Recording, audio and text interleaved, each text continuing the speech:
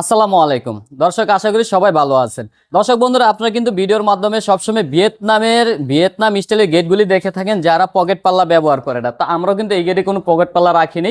এই যে দেখেন, দুইটা দুই দিকে চলে যাচ্ছে। তবে যাদের গেট বড়, চাচ্ছেন না পকেট পাল্লা রাখার জন্য, তারা চাইলে কিন্তু এরকম ছোট্ট করে একটা পকেট পাল্লা রাখতে পারেন, যেটা বাড়ির সাথে মানে সরি গেটের সাথে ম্যাচিং করে কিন্তু আমরা ডিজাইন করে আপনাকে এরকম ছোট পকেট পাল্লা কিন্তু করে দিতে পারবো। তাহলে কিন্তু আপনারা এটা দিয়ে সবসময় যাতায়াত করতে পারবেন। তাহলে আর বড় গেট সবসময় খোলার কোনো প্রয়োজন নাই। আর যখন বাড়িতে বড় মাল সামানা বা গাড়ি ঢুকাবেন, সেই ক্ষেত্রে কিন্তু আপনারা বড় গেটটা শুধু ব্যবহার করতে পারবেন।